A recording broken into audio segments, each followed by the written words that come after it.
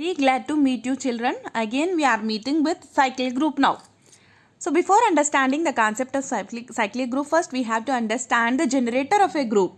All the elements in the group can be obtained by repeatedly applying the group operation to a particular group element. For example, here I am taking multiples of 2, then multiples of 3, or else subtracted by a particular element. So in that way we can take a generator of a group. For example, that particular property we are applying to a particular element, that particular element is called as a generator of that particular group. Example, multiples of 2. There is, the generator is 2. From that 2 only we are applying all operations on that particular element. So that is the example for generator of a group. And while coming to the free group, there is no relation between the elements except inverse element of that particular thing. Particular element inverse, only one relation is there. Except that inverse relation, there is no relation between the generator of the group and other elements.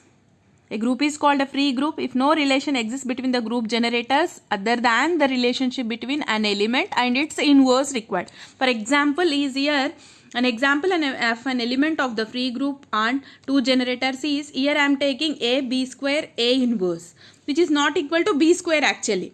So a inverse is the relation and which is not equal to b square. Except that inverse of a particular element, there is no relation between the elements of that particular group. There is no relation between the elements. Each and every element is different from each other except inverse. So that is the case we can see as free group. And while coming to the cyclic group, a cyclic group is a group that can be generated by a single element. For example, here I am taking the set 1 minus 1 I minus I. This is generated by minus 1 and I is equals to root of minus 1. These are the two generators. These are the two generators of this particular group. So this is cyclic group which is generated by two elements minus 1 and root of minus 1, which is equal to I. In that way we can understand the concept of cyclic group. And here we have a problem. See, let us see, consider the group G is equals to 1, 2, 4, 7, 8, 11, 13, 14. Under the multiplication modulo 15, here we are taking multiplication modulo 15. So which is generated by modulo 15. Construct the multiplication table here. Take that elements which is given 1, 2, 4, 7, and also we have to find out the inverses for 2, 7 and 11. So take the rows and columns and same elements 1, 2, 4, 7, 8, 11, 13, 14, 1, 2, 4, 7, 8, 11, 13, 14 and here 1. Okay. Construct the multiplication table. 1 into 1, 1, 1 into 2, 2, 1 into 4, 4, 1 into 7, 7, 1 into 8, 8, 1 into 11, 11, 1 into 13, 13, 1 into 14, 14. And 2 ones are 2, 2 twos are 4, 2 fours are 8. Likewise, we can construct the table. Then after that, here in case wherever we got more than 15. More than 15 means 2 adds 16. 16 minus 15. Here while dividing with 15, we will get the remainder 1. That remainder values modulo 15 means reminders of that particular divisor 15 with the given product. So here these are the reminders. Likewise we can construct the table. Then after that we have to find out where we got identity element, multiplicative identity 1, where we got, that is the inverse of that particular. Here 1 inverse is 1 only and 2 inverse is 8. Why? Because here we got identity element 1. Here we got 4 inverse is 4 and 7 inverse is 13 and 8 inverse is 1. Likewise we can find out 11 inverse is 11 only. So in that way we can get the inverses, and this is the cyclic group which is generated by modulo 15. And next concept is ring. So first we have to understand the definition of ring. What is a ring? For understanding the ring concept, before only we have discussed two operations on one set. Here multiplication and addition are the two operations we are considering. And for understanding the definition of ring, a non-empty set R is said to be a ring if there exist two operations plus and dot on R such that R comma plus is an abelian group and R comma dot is a semi group. R comma plus should be abelian and R comma dot is a semi group. Then we can say that R comma plus comma dot as a ring. In case if we understand the different types of things on rings, different types of concepts on rings. So these are the properties, and these we can see in types of rings. Null ring. The singleton 0 with binary operation plus and defined by 0 plus 0 equal to 0 and 0 dot 0 equal to 0 is a ring called the zero ring or null ring. Singleton 0 with binary operation plus. So at that time that particular ring is called as null ring. That is, here we can take only 0 element is there, and which is multiplicative identity 0 and also additive identity 0. Likewise 0 plus 0 equal to 0 and 0 into 0 equal to 0. There is a single element 0. That ring is called as null ring. I think you got idea on this clearly because you are not kids. And next one is commutative ring. If the multiplication in a ring is also commutative, then the ring is said to be commutative ring. Multiplication operation is commutative. At that time, that particular ring is called as commutative ring. And ring with unity. If multiplicative identity is there, then that particular ring is called as ring with unity. E be element and a ring are such that E dot A equal to A dot E equal to A. For all A belongs to R, then that particular ring is called as ring with unity. That means G comma plus is always, or R comma plus is always an abelian group. And coming to the multiplication operation, there must be multiplicative identity. Then that particular ring is called as ring with unity. Multiplicative identity is 1. That is the universal truth. No need to get confused anything here. The next one is ring with zero divisor. So this is the main concept you have to understand very clearly. A ring R comma plus comma dot. R comma plus comma dot is said to be a divisor of 0 or 0 divisor if there exist non-zero elements but the product is 0. For non-zero elements the product is 0. Ring with 0 divisor. We know that this is the universal truth. Every element is the divisor of 0. Every element is the divisor of 0. And non-zero elements if we take, A dot B is the divisor of 0. And A is non-zero, B is non-zero. 0 times we can divide 0. Divide 0 by A into B. We can easily say that for every non-zero element A comma B belongs to R, A dot B is equals to 0 or B dot E is equals to 0. At the time of multiplication modulo, we can get this. So, this is the best example. You are not kids. Once again, I am repeating, you are not kids. Here, A and B are non-zero elements, but A dot B is equals to 0. When it will comes? A dot B modulo AB. AB modulo AB. Then 0 will comes. Modulo will be 0. So, ring with 0 divisor is the best example for understanding the modulo concept. And next, ring without 0 divisor. If AB equals to 0, then obviously either A are 0, either B are 0. This is the regular case ring without 0 divisor. If A dot B equals to 0, then obviously we can say that either A are 0, either A is 0 or either B is 0. Among A and B, anyone is 0. Since A dot B is equals to 0, that is ring without 0 divisor. So this is about rings, and on basis of these also we can do some problems like in groups to prove R comma plus comma dot is an abelian ring. Likewise, abelian means commutative ring. Abelian is nothing but commutative ring. Prove that as associative ring, non-associative ring. Likewise, we can understand the concept of rings.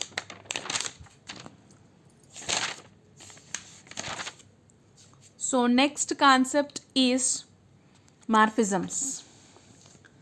Already I said in classroom, Morphism is nothing but a mapping or a function from one group to another group, or one algebraic structure to another algebraic structure.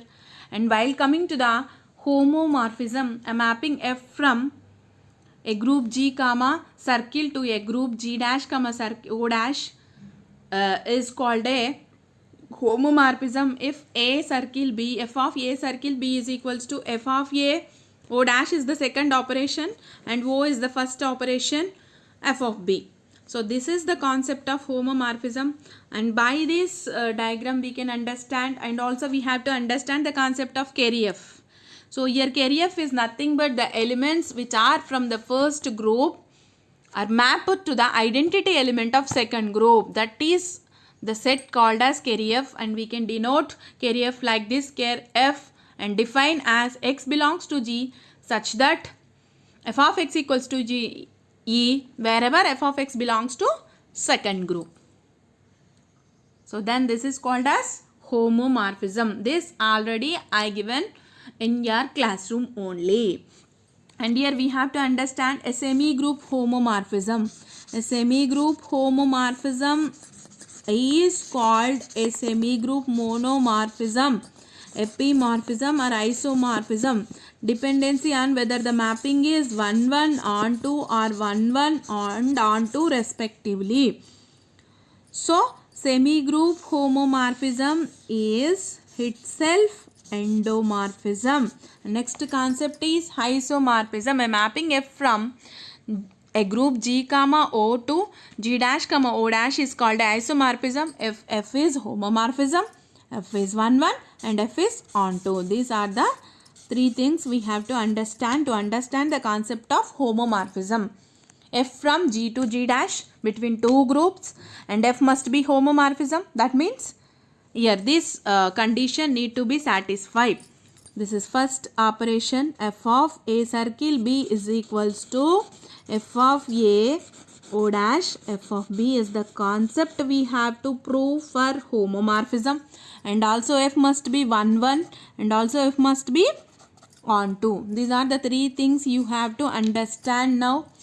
And next one is properties of homomorphism and proof. F of E equal to E dash we have to prove, and f of x inverse is equals to f of x whole inverse we have to prove, and K is a normal subgroup of G. These all three properties we have to prove for homomorphism. These are the properties of homomorphism. And let G comma G dash be any two groups here we are taking for proof, and E dash be and E dash be their respective identities. If F is a homomorphism of G into G dash, then first we have to prove f of E equal to E dash. For proving that, here f of E, we can see here identity element. So take identity property from second group. We know that for all x belongs to G, there existed f of x belongs to G dash. So let consider the identity property from second group. F of x is the element of second group. Here we know f of x is the element of second group. F of x here we have, and x here we have. So f of x into E dash is equals to f of x we are going to take, then multiply by first group. I am taking the element identity. From identity property I am writing x is equals to x into E. Then split this by using the operation dot, f of x into f of E. Here first operation is dot and second operation is also dot. First group G comma dot and second group is G dash comma dot we are considering. So that is why here also dot will come. F of x into f of E by property of homomorphism I am taking, and then f of x into E dash is equals to f of x into f of E we can write. So then f of x into E dash is equals to E dash is equals to f of E. By left cancellation law we can prove. And since for all x belongs to G, x into x inverse equals to E, we have to prove the second property with inverse. So consider inverse property from the second group. F of x into f of x inverse is equals to f of x into x inverse by homomorphism Definition I am writing f of x into f of x inverse is equals to f of x into x inverse, and which is equals to x into x inverse is e. So then f of e, and we already proved in the first property f of e equal to e dash, that is why I am writing e dash. So then similarly consider from the first group x inverse into x is equals to e. I am taking, apply f on both sides, apply f to every element by homomorphism definition. F of x inverse into f of x is equals to f of x inverse into x, we can write in the place of e, f of x inverse into x by definition of inverse property I am writing here. X inverse into x is equals to e, we can write because e is the identity element and x inverse is the inverse of x. So that is why I am writing f of e, which is equals to e inverse. So then we can easily say that f of x into f of x inverse is equal to f of x inverse into f of x is equals to e. So f of x all inverse is equals to f of x inverse, we can write, because f of x all inverse is equals to f of x inverse. This is because a dot b equal to e means we can easily say that a inverse is equals to b, like that I am showing here. And next one is last thing, K is a normal subgroup of G. So for getting this, we have to understand the concept of coset and consider the concept of coset. So from the above proof, we can establish K is a subgroup of G, carry F. And since identity element E dash belongs to G dash exists, because there is a carry F means identity elements is the image for that particular elements. A particular set of elements. Now to show that it is also normal, we have to prove f of x inverse into ax is equals to f of x inverse into f of ax. F of x inverse into f of a into f of x we can write by homomorphism definition. Now f of x inverse is equal to f of x whole inverse, we already proved in the previous property. So I am writing here f of x whole inverse into f of a is equals to e dash, because in the K, all the elements are mapped to the identity element of the second group. That is why f of a equal to e dash we can write into f of x. And f of x whole inverse into f of x, which is equals to e dash again we will get. So x inverse ax belongs to K, we can say, because f of a is equals to e dash means here which element x inverse ax belongs to K. That is why we can say that K is a normal subgroup of G. Next, we can understand the concept of field also. A commutative ring with unity is said to be a field. That is, inverse element is also there under the binary operation. Inverse element is also there. That means r comma plus is an abelian group, r comma dot is also a group. Then we can say that r comma plus comma dot is a field. So this is the definition of field. And now understand the concept of permutation group. Let star be a non-empty set. Permutation of x is a 1-1 function from x to x. A group G comma star is called a permutation group on a non-empty set x. Okay, let star be a non-empty set. A permutation x is a 1-1 function from x to x, and a group G comma star is called a permutation group on that particular non-empty set x. The elements of G are a permutation of x, and the operation star is the composition of two functions. This is the definition of permutation group. Just for an idea, we have this concept. You have to get knowledge on this. You are not kids. So just understand the concept of permutation group. Now I want to say Lagrange's theorem. There are so many theorems in this particular group theory, but now I want to say only few of them. If G is a finite group and H is a subgroup of G, then O of H is a divisor of O of G. G is a finite group and H is a subgroup of G, then O of H is a divisor of O of G. Let G be a finite group and H is a subgroup of G with order of G equal to n and order of H is equals to m. Order of a group already I said in your classroom. How many elements are there in a particular group? That is the order of that particular group. Number of elements in that particular group is called as order of that particular group. So here we have to prove first. So for understanding this theorem, we know that two right cosets are either distinct or identical. Right cosets I am considering here HA, HA1, HA2, so on, HAK are only distinct right cosets of H in G. And we know that G is equals to HA1 union, HA2 union, so on union HAK. All the right cosets union if we consider, we will get again group G. So then order of G is equals to order of HA1 plus order of HA2 plus so on plus order of HAK. Here we can consider. And then order of H plus order of H plus so on order of HK times we can take. Then order of G equal to K into order of H. So then N is equals to Km. N by M is equals to K. Hence order of H divides order of G. Hence proved. So in this manner we can prove the Lagrange's theorem. Just understand because you are not small kids.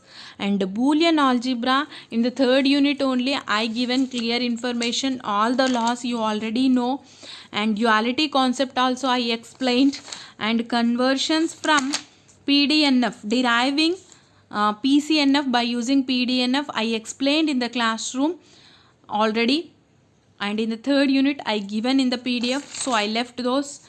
And now I want to say this congruence relation and quotient structures. So to understand this example, if we consider, that is better to use. And a congruence relation is an equivalence relation on an algebraic structure that is compatible with the structure in the sense that algebraic operations alone with equivalent elements. So for this I am considering the example for a given positive integer n. Two integers a and b are called congruent modulo n. Written a congruent modulo to b mod n. For example 37 and 57 if we consider with mod 10, here we will get the remainder 37 minus 57 is equals to minus 20, which is a multiple of 10. So here both elements 37 and 57 have a remainder of 7 only. So then we can say that A is congruent to B mod n.